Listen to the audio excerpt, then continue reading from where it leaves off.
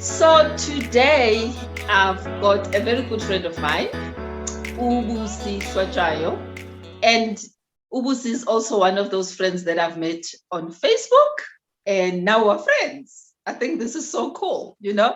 What social media has done for us has been amazing. Thanks, Busi. How are you doing? I'm great, and it's true. Like, I think you can feel your people's energy from across the virtual lines. That you know what, this one is my person. I have to meet this lady. Yeah. So that was it. Yeah, I Those are some of the positive things that come from social media. Yeah. No, definitely. So, for anybody who's watching or hearing us, today we are going to speak about why is it hard for Black females to succeed in corporate? Wow, as I'm saying it, my energy just drops because it can be so real. It can be so real. So I we'll should see. be interviewing you about this issue. Another day, another time. Yeah. Anyway, Busi, can you please introduce yourself though first before we delve into this topic? Yeah, so as Mpumi said, my name is Busisiwe Hlatshwayo. I am a township girl, born and raised in Mamelodi, Pretoria. Middle child, very poor family. Started in a family home with many people. It was 4-room homes where you staying with so many people. Then moved to the informal settlements, where it was just my mother and my siblings and my stepfather.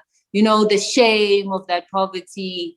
Then moved to then 15 got pregnant. So like that story of the Black child, the failure, the trajectory that's supposed to just lead you to failure. But anyway, went back to school, finished, went to varsity, TEFSA then, the government funding. And then I think they didn't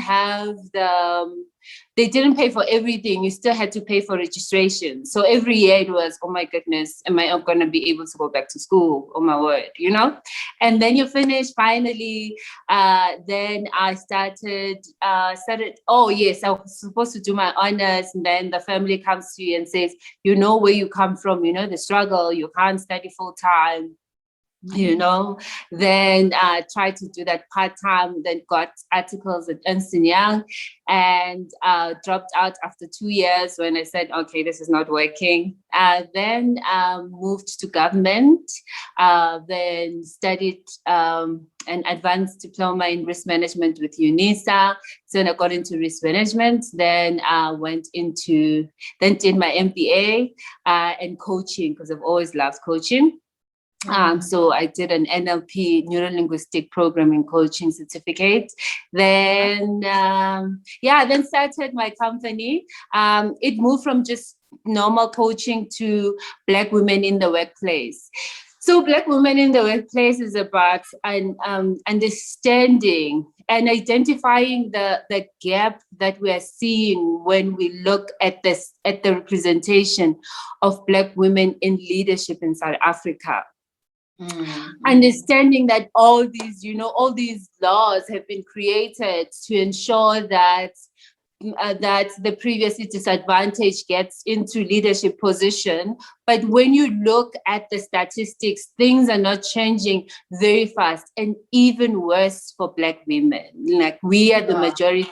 We haven't moved. We've been sitting at 5% of top leadership position for the past 3 years. Oh, wow. Yeah. But I think what's fascinating for me, Busi, is the fact that this is not a South African phenomenon. This is a global phenomenon. And at this day and age, the fact that I'm sitting here and having this conversation with you, it's a very draining thought, And why are you passionate about this? Yeah, I just want to touch first on the global phenomena. I'm just shocked as well. I read American literature from American women who talk about this problem exactly almost as we experience it. And then I read this book called Black Women in Management, and the lady researched African women, South African women in South Africa in leadership, and women in the UK, Black women in the UK in leadership. Similar problems. And the sad thing about it is that in South Africa, we are the majority. We're about 40% of the population. It's sad. And so you said, why am I so passionate about it? Because I am one of those women, And so it's and I think the very first thing that we need to talk about is the fact that the experience of the Black woman is not what's the word I'm looking for? It was here. But it's not the same. We're not the same. We don't come from the same backgrounds. So it's not one story, When I'm telling my story, there might be instances where you can find yourself, but there might be instances where you can't. So we're not saying that Black women are a homogeneous group, but we're saying that some of the challenges we face are very similar because that we are Black and female. So for me, the passion is seeing myself coming from a background where there was no professional in my family. So I come from the township where I'm accepted and I'm a smart kid and I'm loved and I'm celebrated and I'm confident. Then getting into spaces where multiracial spaces, and all of a sudden I'm invisible. All of a sudden I don't fit. All of a sudden I feel so insecure and I can't find myself in this environment. And then the depression starts, because, oh my goodness, what is this? And who do I ask? How do I even articulate what is happening? Because I don't even know what is happening. But what I'm seeing is that I am a shadow of who I used to be. And that's also another issue that is being raised, that because some of the times we're the first generation, you find that we don't have role models to tell us, okay, this is how things are being done. So from varsity, started losing confidence in myself. I was always a top performer. All of a sudden I'm failing. Oh, I'm just, making it into the middle. And then at work, I went into one of the accounting firms, and oh my goodness, this just continues where I just feel like I don't fit in this thing. And then I spoke to a lady who said to me, no, you have to read, you have to prepare for interviews, you have to work on your career. You can't just finish school and think you get to this place and your work is done. You actually have to work, read these books. Started reading, and then started feeling more confident, started understanding, okay, this is the way that you carry yourself. And one of those things is really what I raised is in that the workplace is designed for white and males, because those were the people who were active in the population. Those were the people who were in the economic, population then, who had the powers, so this was designed for them. And so when you come in, by them though as well. By them, for them, exactly. So it was designed for them. Yes.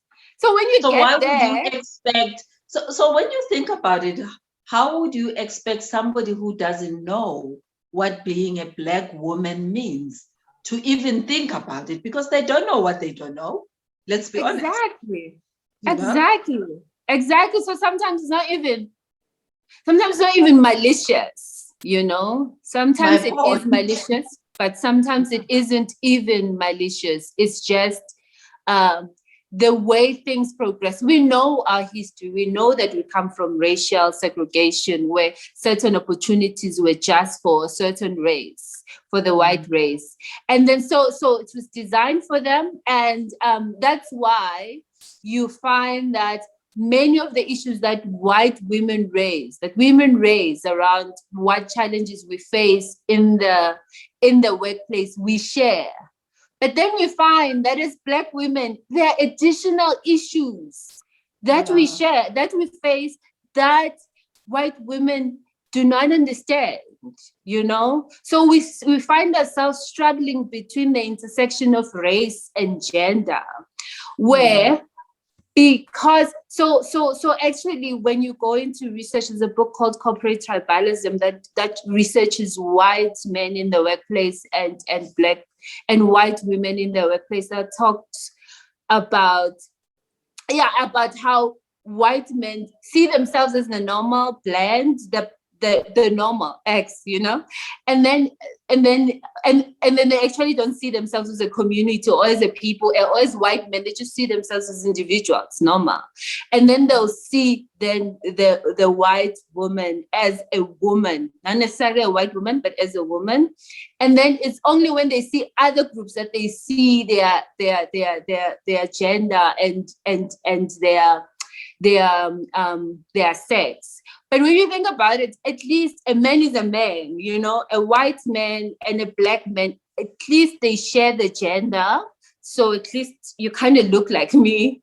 But when you look at Black women, you are the other because you're a woman, and you're the other because you are Black, And then many issues around how we are raised, etc., and the challenges that we face in our marriages. All of that comes into the mix. Wow. It gets draining, doesn't it? Are you remembering? Wow. But I think for me, why the topic was interesting, I've always said, if I've got daughters, and if my daughters ended up in corporate, I would really want for them not to experience some of the things I experienced. And I know that it's how many years, things are not going to change overnight. The fact that we're still talking about this at a global level means that it's just a human issue that maybe we're just not digging deep into it, and it's very difficult to change. But we, as the women that are there, we need to find ways and means to make men see that if we're not part of this journey, nothing will ever change. But they also need to acknowledge the role they are playing in really helping women to actually bloom and grow in the corporate world, Because for me, and my daughter, I've got an elder daughter who put her feet in corporate and decided it wasn't for her. Spent a year and a half or 2 years at most, and she said, this is not for me. But I know that there's a lot of other girls that aspire to be in corporate, that really want to be CEOs, that really want to blossom. So what do we need to do to change this environment? Or this culture, I don't even know what to call it. This culture, I think, first of all, it's just understand it, I think one of the things that we are challenged with not knowing is that when it hits you, you're like, whoa, what just happened? Because you were told if you work hard and you work hard and you're smart and you study, the world is open for you. But then when it hits you, it's like, what? Am I in 1948? What is this? So I think first of all it's to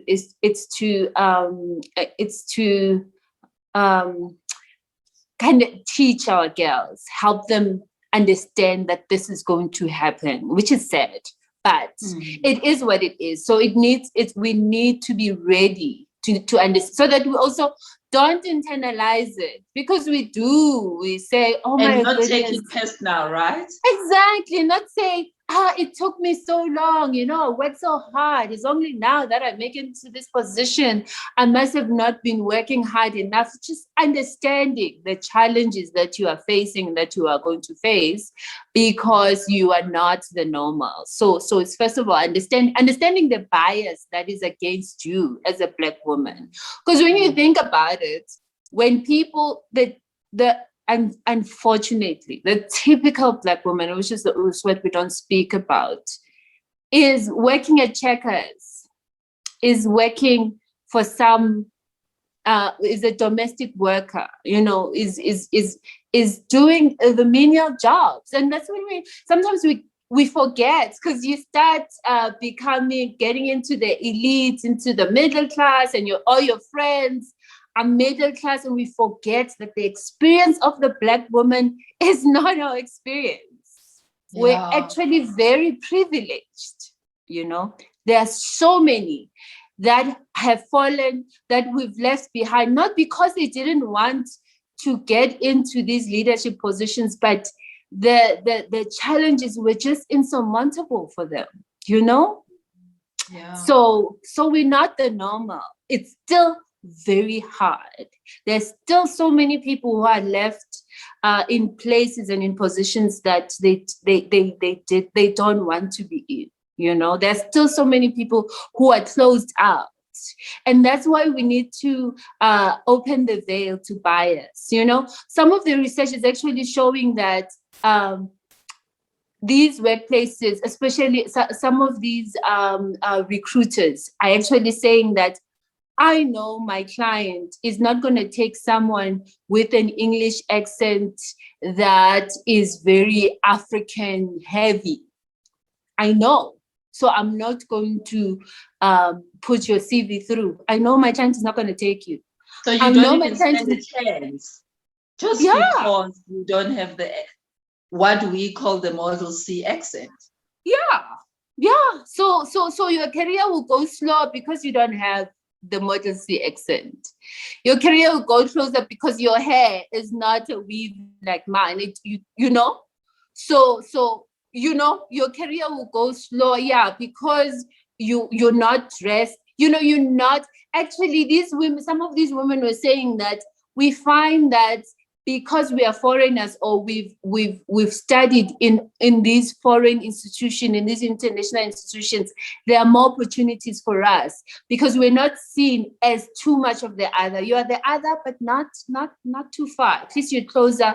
We feel more comfortable with you. You don't carry the baggage of apartheid. You won't tell us about what we did to your ancestors. So you're not so much the other. You are more acceptable. Wow. So often you find that the women who make it are actually women whose parents were professionals, even if it's the teacher and a teacher, or a teacher and a doctor, or someone who studied overseas, or someone, at least when the multiracial institutions were coming in, who went into multiracial institutions. So you still find there is an elite Black women who make it. And even when they are there, they still face these challenges. And I really liked what you said about what can men do. A lot of Black women who've made it have said that there was a white man who took me in, There was this white guy who just, was just my person, who just said, I will help you. I will defend you. So it comes from what the white people who do that, or the men who do that, are the men who have stopped being defensive about what is happening, but who understand, and they've acknowledged their privilege. Exactly. So there's this whole issue of, when you talk about these issues, it's like you're accusing, but why are you touched?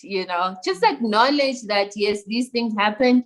I might have not been part of them, but I'm privileged by them. And therefore, if instead of feeling that I have to defend myself all the time, what can I do to support, to change this picture? And the biggest thing is sponsorship and mentorship. So mentorship is helping someone, teaching them what to do, but sponsorship and advocacy is taking my hand in, speaking my name, putting me into opportunities. When they say there's this opportunity, you say, there's someone who has potential, bring them in. So it's advocating, it's advocacy. It's white men and Black men advocating for Black women. And it's also, and first of all, as I said, it's about acknowledging the past and acknowledging the impact thereof. And thirdly, it's about a multicultural approach to the workplace, not this assimilation approach to the workplace. Because Black women speak about, I get to the workplace and all of a sudden the rules of advancement and leadership is be aggressive, be mean. Remember they even used to tell us that even dressing feminine was not okay. Was not the thing, yeah. You're supposed to wear gray navies and maybe suits, like you must speak. Oh, there was also a thing about making your voice deeper. I'm not even talking about attitude, but taking your voice an octave deeper so that you don't sound as as feminine. So become as masculine as possible. But actually, what women find is that when you are found to be too masculine, and then you start, especially with Black women, you start fitting those stereotypes of the angry Black woman or the Black woman who controls everything. So it's actually a double bind where women are told for you to be successful, you have to be like men. But when you find that you are becoming too much like men, you're still expected to be likable for some reason. It's not acceptable that you're not likable. So now you're facing these two things where now I have the power, I'm listened to, but people hate me. But that's my pet peeve though, Busi. My pet peeve in corporate is for me as a woman to be expected to behave like males. Yeah. Because that's not who I am. Yeah. That's not who I am. So what you're expecting me to do is to change who I am so that I fit your stereotype. Yeah. And that goes against everything that I believe in. And there's an element to me that says, accept me for who I am and accept me because I'm adding value in your space. And if you feel that I'm not adding value, then we can have a different conversation. Yeah. But the conversation shouldn't be around who I am as a person. Because I'm a Black woman and that's not going to change. That is not going to change. And I appreciate, so when you're talking about mentorship, when I started, I was sponsored by Unilever at Varsity. And my career started at Unilever. And I had the Unilever Group CFO be my mentor. And I am still so grateful to him. His name was Willie Sheza. And I found him a few years ago. He was still alive. I'm still hoping he's still here. Because he's the white man who took me under his wing and literally helped me understand how to survive corporate, how to be streetwise in corporate, because you need to be streetwise in corporate. Exactly. And I never understood it from that perspective. For me, it was like he was just helping me out. He was allocated as my mentor and he was helping me out. But when I start reflecting, I reflect back and I'm like, wow, this man actually made a difference in my life. Made a difference in my life. Yeah. So a few years ago, I literally hunted him down on I Googled and I found him and I just said, thank you. I literally just wanted to say thank you. you know? Yeah. Yeah. Yeah, so for me, that really matters, the mentorship and the sponsorship. Who speaks for you when you're not in the room? Who speaks for you when you're not in the room? Who shows you the way? You know, who walks? Because sometimes because you don't know the game, it looks like you're not in the game, or you don't want to be in the game, or you make all these mistakes because and that's what I also realize is that the culture is very Western. Even just the culture is very Western. You know, now we say to women, you have to speak for yourself. You have to go and negotiate for your increase. You have to, but that is not how we were raised. That is not our cultural, conditioning. In our culture, it's hierarchical. You work hard, and then your leader helps you. You know, there are people who are in authority to make sure that happens. You know, if I fulfill my scorecard, I give it to the authority. The authority is expected to do the right thing. But now I'm getting to this culture where they say, if you don't speak up, then you're not ambitious. If you don't, if you don't question, you're not ambitious. If people are talking over you, you need to talk even, if you need to push, I don't know if you've been in those meetings where you're raising your hand and people are just speaking. Okay, so I'm just supposed to push through, that is not our cultural upbringing. But what you say about then what happens is that when you're in the door, then we're able to say, this is me, this is Mpumi. Yeah. And they also start seeing you as a human being, that, wow, Mpumi is actually, with her not so loud male voice, actually has authority, actually is competent, actually is a human being. Actually is not all these stereotypes that have been told about. Actually, Mpumi is a human being. So then when they see another Black woman, they're able to see them as an individual. But sometimes we get so tired that we leave. You know, when you said that your daughter left within 2 years, that's the reality. And especially with the millennials are like, what? No. And they are. And I think, though, there's something I appreciate about that, because I think bringing up my kids, there's been an element of saying, speak up. Because and because if you don't speak up, what's going to happen? People don't know that they've either offended you, you're not speaking up for what you are looking for, but you don't have to be all arrogant and all that. But you need to have your peace, and you need to say what you think. And corporate speaks about being visible.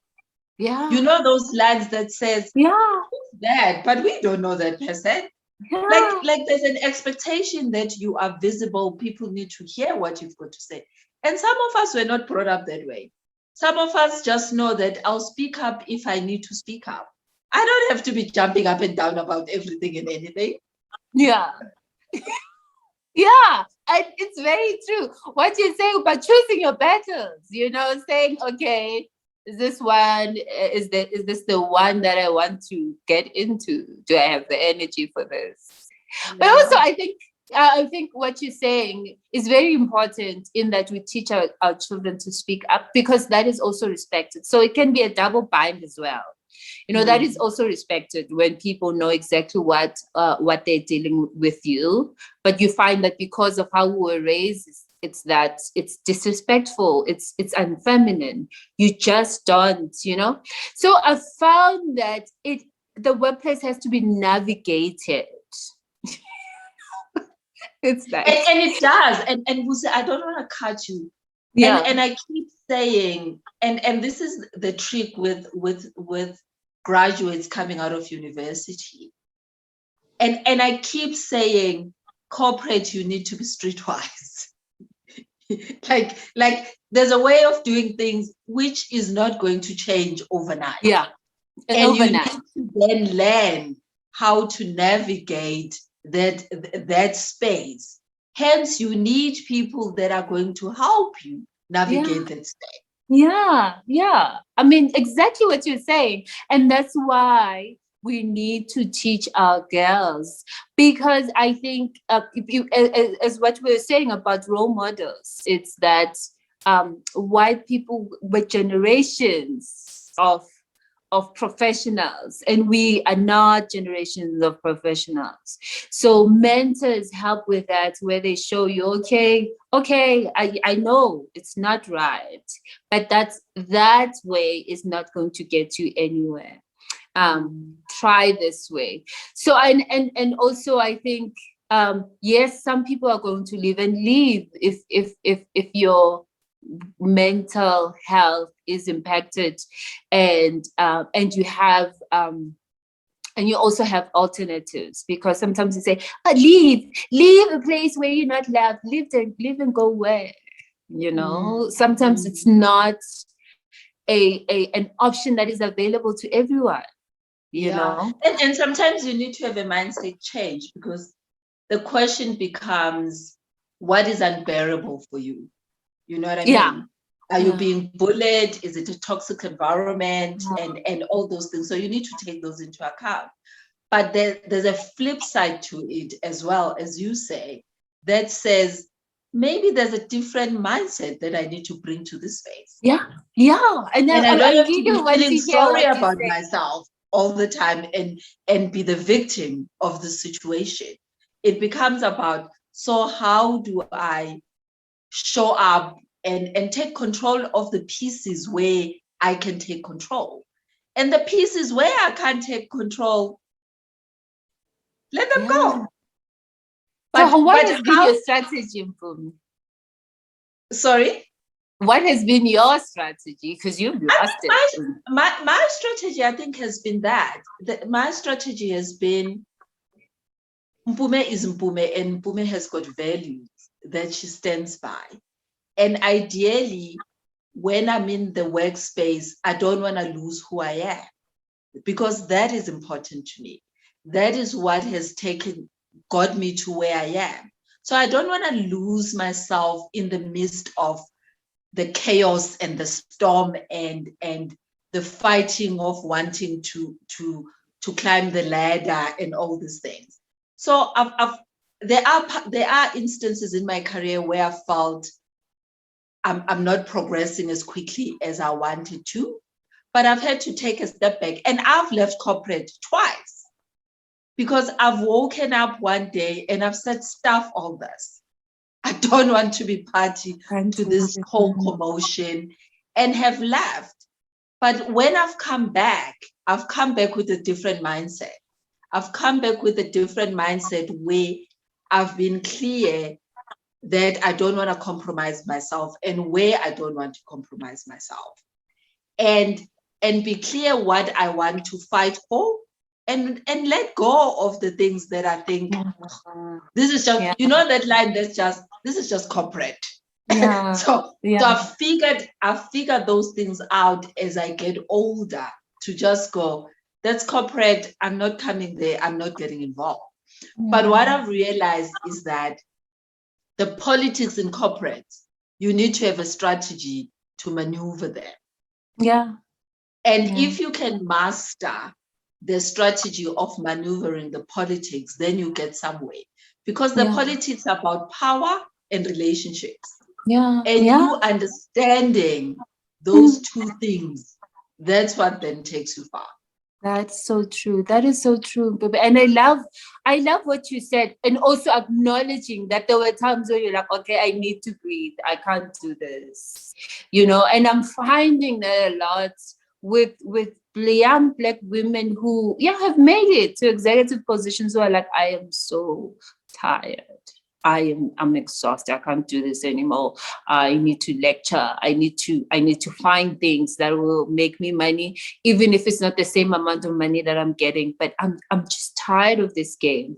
And that's why it's very important for us to teach each other that this is what is happening, this is what is happening. This is how you maneuver. And that's one of the reasons I started this company, to say, let us arm each other so that we understand this is what we are going to face and this is how we can handle it. And you said something very important. I know myself. I know my value and my worth. And that is so key. That is so key. If your worth is still shaky, if you're still struggling with, and also because of where we come from, because of our history, our parents most of the time were still struggling. Remember that the historical propaganda was to teach Black people that they don't have worth, that even the education was made so that you're just educated enough to be able to interact with the white person so they can hear and you guys can hear each other. And for the menial tasks, so the education was not meant for us to be successful. It was not meant for us to participate in the wealth, in the economy. So in the economy, in an equal footing. So there is, so lack of self-worth has been taught. It was a system that was created that we shouldn't have self-worth. And also, our parents were so busy fighting this system that sometimes our nurturing as kids suffered. Sometimes it was just surviving. Oh my God. There was no that time of sitting and building and focusing on this human being, preparing them for it was always about, you must study, you must, it was never a nurturing, you're amazing, you can do this. So it then becomes your own responsibility to find that for yourself, to heal, to build. Because then when you get there, you are able, Brené Brown talks about shame, where she says the difference between shame and guilt or whatever, it's the internalization, it's I am that. So she says that she makes an example of a teacher picks on you because you've done something, but embarrasses the child. The child would say, oh my goodness, I'm such a failure, I'm such a loser. But whereas a child who has a good self-image, who doesn't carry shame, would say, okay, I am humiliated, but that was not okay. That was not on me, And that wasn't about me. Yeah, so that was not okay, Yeah. But when you don't have that, you take it, it's me. I must have not impressed them enough. I must have not, without seeing that actually it's war out there sometimes, Yeah. So, yeah. But how do we deal with this unconscious bias? Because a bulk of it is unconscious. We all have our unconscious biases and things about life, about people, about, I don't know, about a whole lot of things. So how do we deal with that, mainly in corporate? Because everybody has got their way of perceiving things, taking into account where they come from, how they were brought up, and all those elements. And you find that then impacts the way they lead, it impacts the decisions they make, and all those other elements. So how do we deal with that? I think first of all, it's the leadership tool. Much is given, much is required. So the leader of the company needs to be someone, when Daniel Coleman wrote the book, Emotional EQ, Emotional Intelligence, people realized that, oh my goodness, it's not about just being smart. The emotional element is very important. So it's very, the leader sets the tone. So if the leader, Nolita Fagude, who wrote Boardroom Dancing, I think she was also the member of the Black Management Forum, also started with in Woolworths. It's a beautiful story. I think every Black woman should read that book. And every business leader should read that book, because she explains how the leader showed that this is unacceptable. This behavior is not acceptable. She started at Woolworths, and she says that the leader, so the accelerator program put them in junior management. And then there was this customer who phoned and was like, I want to speak to the manager. And she said, I am the manager. And the customer said, no, I want to speak to the manager, and then ended up speaking to the leader. And the leader said, if you're going to treat our people like this, maybe you should take your business elsewhere. That was clear that behavior is not going to be accepted. And she also talks about an example of where the policies were saying that they'll pay for their moving. They had to move, so they'll pay for their movement. And then when they sit with other white people in their in their cohort, they found out that they didn't know that the company was supposed to pay for everything and they were supposed to go to this trip. And they'd find out when they're sitting with other white people in their cohorts, no, but they paid for me. Oh no, I had to go to this trip. Why are you not going to this trip? Because all of us were supposed to go. And then they found out that there were people in the company who were racist and felt like Black people should not have access to those things. But if the leader says, okay, that is not acceptable, So it very, very, very much around the leader who's conscious and who is going to set the tone. She also talks about where she was now, her first position as an executive, where she gets in there. This guy always forgets to bring a copy for her for some reason. First meeting, he's forgotten to print a copy for her. Okay, she shares it. Second meeting, okay, she's furious now, but she just doesn't hear anything in the meeting.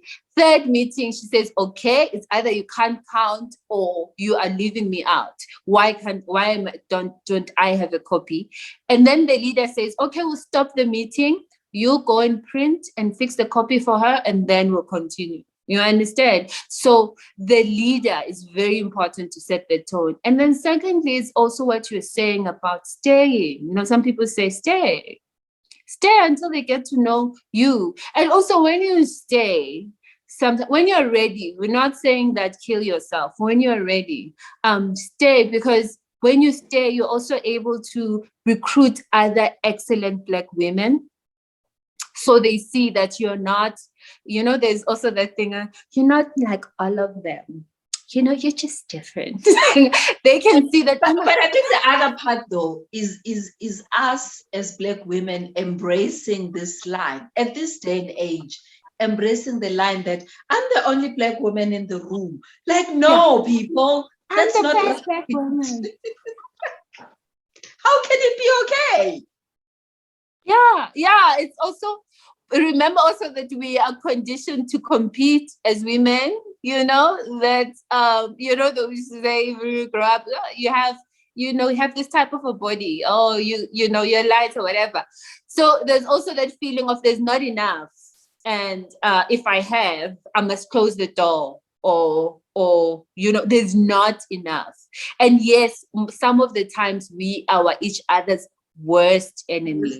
Like, we close the door. We like the fact that we made it. We believe the lie that, oh, you are special. No, you're also perpetuating. So the more they get to know you, Mpumi, as a woman, as a normal person who is like them, who has problems, who is complex, then the more the normal image of a Black woman as part of this will help. And also, you will bring people like you as well, because that's how we recruit. But that's what bias does. Bias makes you want people around you that makes you feel comfortable. So you're also going to allow other people who look like you. So there's more of you. There's more examples of people who look like you. And then another thing is also what we don't like, especially as Black women, is interaction, networking. When you feel like, I want to go home. I don't want to be around these people. One of those. Like, I'm so introverted, I just want to get out and go sit Yeah. in. Yeah, yeah. But many important, besides the fact that many important conversations happen on those after hours drinks, it's also that people get to see you as you, not in the office, and get to see your humanity. And also, I think sometimes they also have this. There's also a lot of tension between us, Black people and white people. There's a lot of mistrust and Undertone. are you Orange, judging me? yeah. You know, are you judging me? Are you, you know, am I working on eggshells around you? So they also need that assurance that, oh, you see me as a person, also it's okay, I can come close. You know, so it's also about building, allowing yourself to build the community, also putting yourselves out of your comfort zone to build the community. I know sometimes it feels unfair, but I always feel like, you know, when I just keep going on. You'll tell me. No, please To the next continue. one. But when I learned, when I listened to the story of Lord Ndlovu, you know, where you find yourself understanding the history of the country that you're in and trying to find where is my role in preparing this place to make it better for the next generation, just like the previous generation did. What Lord Ndlovu taught me is intellectual activism, you know. How do I make changes where I am? Like, I can't go to the street, like I can't sing. I can't. Sorry, I'm not. That's not me. I can't be singing and wearing overalls and going to stand at cliques because cliques. I that's not me. But what can I do where I am? You know, to contribute. You know, to making the future better for the next generation. And so Lord Ndlovu was clear about, we need to push that this position is gotten by a Black person. We need to push that we get a Black person in that committee, you know, so that that person understands that my role there is to prepare a place, you know, is to change perceptions. It's, you know, it's to prepare for the next generation. So what is my role? Yeah. And I think for me, what's important is that diversity and inclusion. And I know these words get thrown around very loosely and it becomes the in lingo of lately. But for me, there's an element of when you don't have diverse teams. That it doesn't help not to have diverse teams because the thinking is very much just people in the room don't know what they don't know.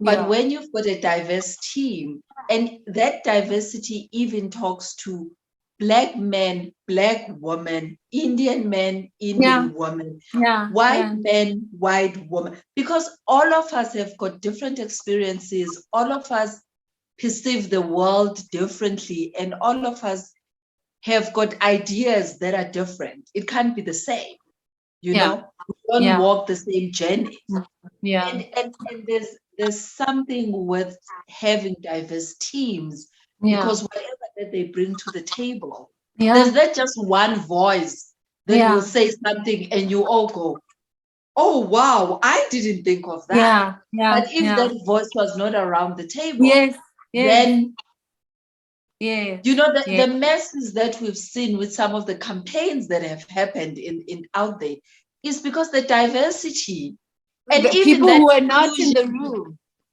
And sometimes people could have been in the room. The question becomes, when they speak, does somebody listen?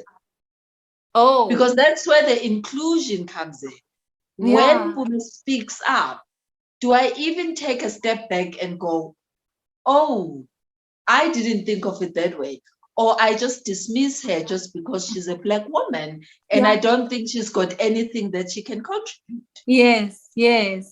Oh my goodness, that is so important. I think we are not you're saying that what is the value proposition, for the bottom line of diversity, rather than not just as a way of racial imbalance, of fixing racial imbalance, but what is the value proposition of diverse voices in the room? And research over research is showing that when women are in the room, where different decisions are being taken. When diversity is in the room, different decisions are being taken because there are more perspectives in the room. And exactly what you said, so many of the faux passes that we've been seeing would not have happened if there were other voices in the room.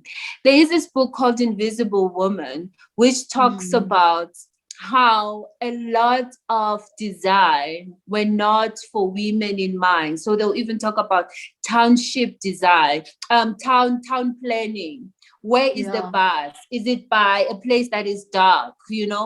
How is a seat belt created? How is uniform created? Is it created for just a man in mind? So it's very important who is in the room.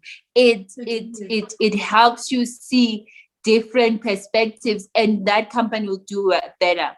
And the second thing as well around different people in the room is this what we call the fact that the bias is saying, I'm expecting you to not be good because you're a Black woman, or because you're a woman, or because you're not white, or whatever. But when you get there, you work harder so you can prove yourself. But even the people who've always been there, who are relaxed, now start working hard because there's a competition, and I also don't want to be outworked, out competed. So you find that even the performance increases because now there is this competition. People are working, people are excited, and that. So it's very important. Oh, and I loved what you said about the voices in the room. Are they being listened to? Because that's what happens then. We read that, oh, Mpuma's been appointed as a CEO in that company. Oh, Mpuma's been appointed as an executive in that company. But when you get there, you have this big office and doing nothing. Or always you get HR positions or marketing positions. Never strategy. Never the hectic areas, just somewhere there in the corner where there's not so much risk, So if we're in the room, we find that even when we're in the room, there is a next battle of having a voice, having impact. And that's why people are saying, why are Black executives job hopping? Why are they not lasting? When you get in the room, am I respected, and am I heard? Am I part of, or am I the other? You find that you even disrespected by lower level employees because everybody knows it's just a title. So what happens even when you're in the room is very important. No, it is. I don't know. I really believe in that, and just giving people the voice and hearing different perspectives, I think always just makes a difference. And the sad thing is that this conversation is happening at executive levels, and it's happening at board levels. Because even at board levels, the representation of women, whether white or Black, is still very minimal. And there's more to it that really needs to be done without people feeling that they're being undermined, because there's that part of, oh, you're messing up the boys' club, Yeah. Well. Yeah, apparently, and that's the intersectionality as well. So the research says that white, the book Corporate Tribalism says white men are saying, I'm disappearing. We are disappearing. We used to be the highest in management. Where are we going? When we read the stats, even here in South Africa, there used to be 60%. Now it's like 50, I think. their 40s and 50s, and it's like, oh, we're disappearing. So if I let you in, I'm pushing myself out, I'm working myself out. And then there's also the Black men who feel like it's not your position as a Black woman to lead me, to have authority over me. Now there are women, it's busy here. Why are they not at home why are they not exactly why are they not at home? These are the type of women who disrespect their men. You find that a person already is against you, and you're just like, what did I do to this man? But actually it's just against the whole thing that you are here. Why are you here? This is a man's place. You belong somewhere else. And also what we don't talk, also then the other issues that challenge us is going back home, negotiating that and how that impacts you in the workplace. Can I go to the business meeting? Or when I go to the business meeting, when I come back, people are angry with me. Or I am a Makoti and there's a funeral of an important member of the family and I'm supposed to go and stay in Makaya for 2 weeks and clean, and there's work, pregnancy, kids, coming back home on time, expected to cook, all of those things that we still also have to negotiate in our relationships. So then you find that a lot of women, as further as they go into these positions, they become single, like either divorce or never get married, which is sad. It shouldn't be. It shouldn't be. And it shouldn't be, because I think there's an element of how does your partner support you? And as well as though, as women, we all define success differently. Because for some women, success is not that I want to be a CEO, right? Success is I want to find a way where my work aligns with my life. And that can mean anything. It doesn't say I'm not ambitious. You know what I mean? And most of the time what happens is that now you get perceived as if you're not ambitious anymore because you've said you don't want to be the CEO. But I might have said I don't want to be a CEO because I want to align my life, my work with my life. But what does it mean? That means I can be a board member. That makes me as ambitious as the person who said they wanted to be a CEO. That means I want to run my own business because I still want to be able to maneuver my time and have space for my kids, have space for my husband, and have space for the things that matter to me. It doesn't make me any less ambitious. And you find that when you're having conversations with men at those levels, it becomes a matter of, you guys are not ambitious enough. But your success and my success is not defined. Exactly.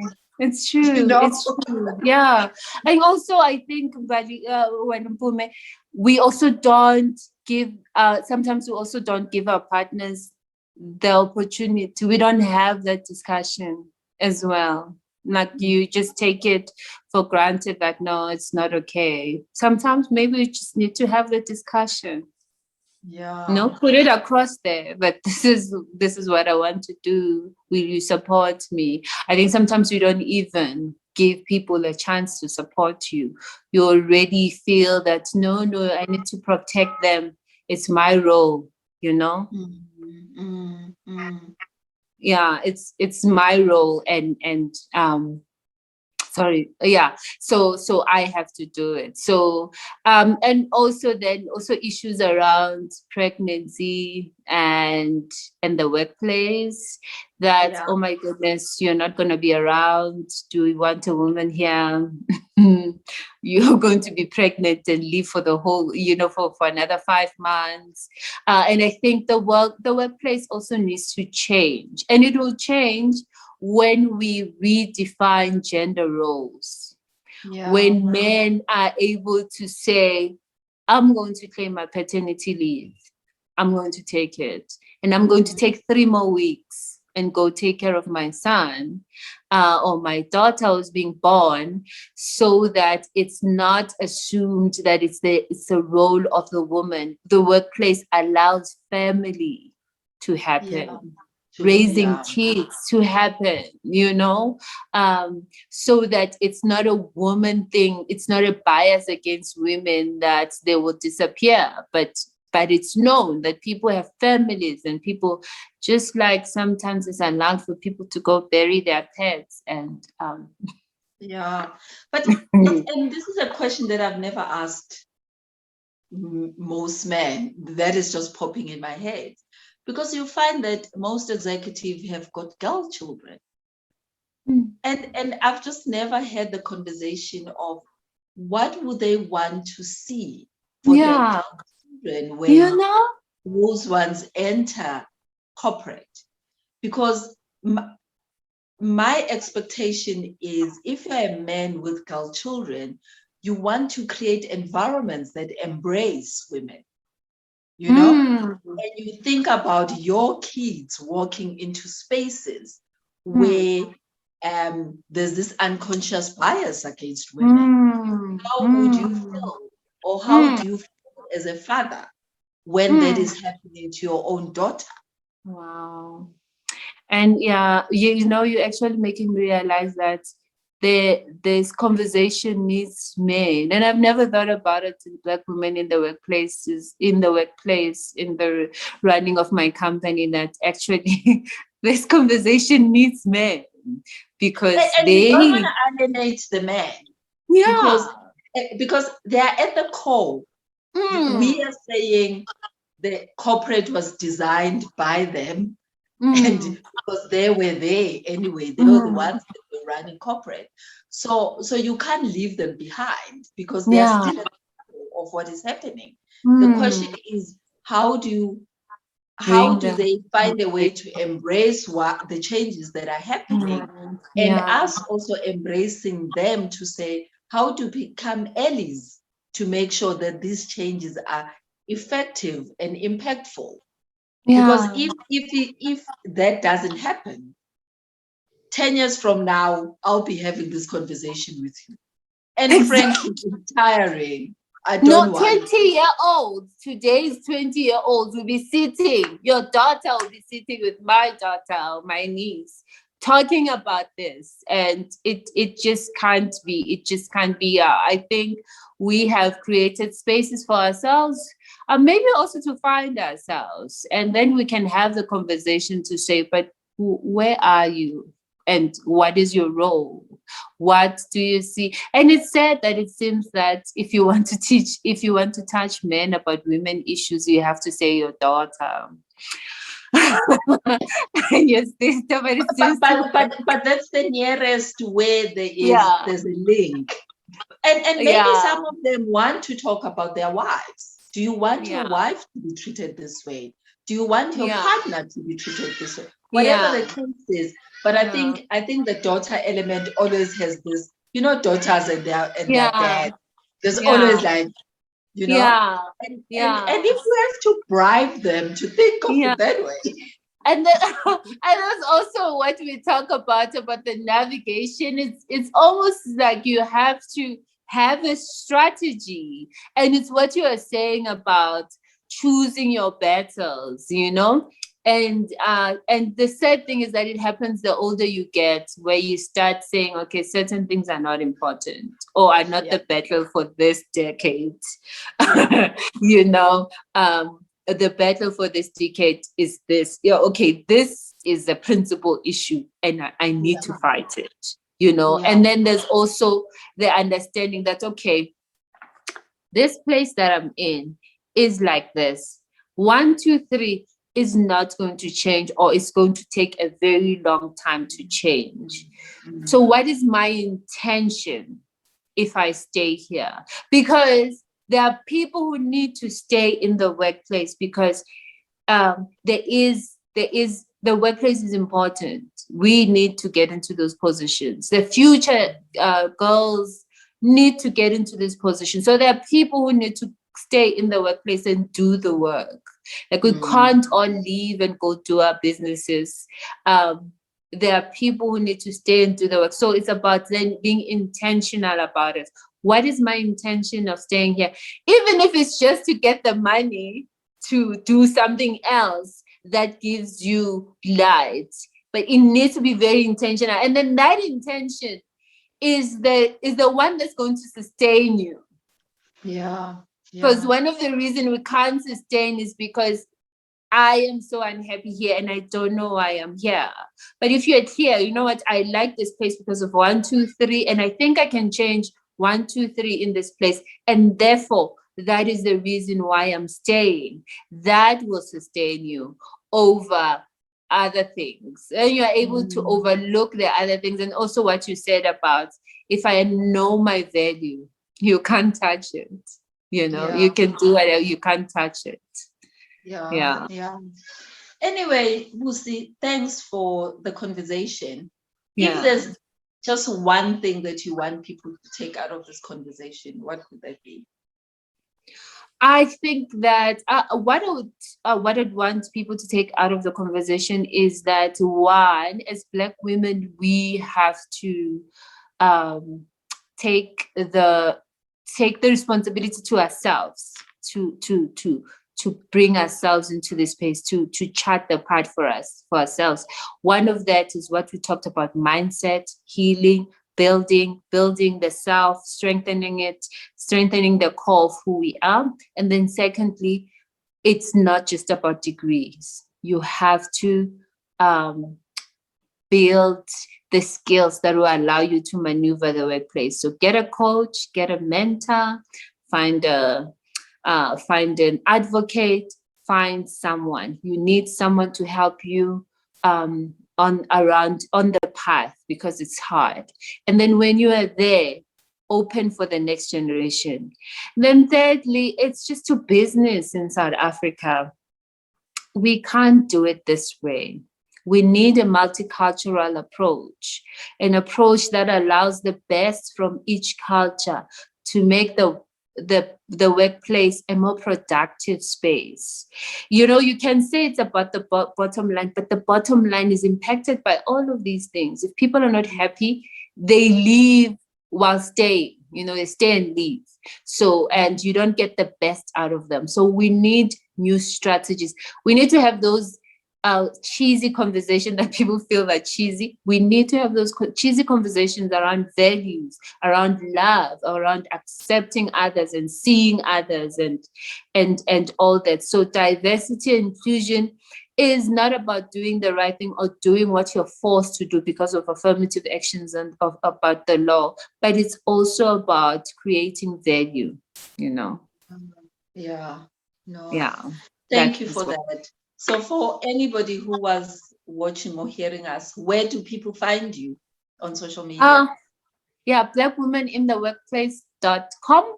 That's my website, at Black Women in the Workplace in Facebook and Twitter, and Facebook and Instagram.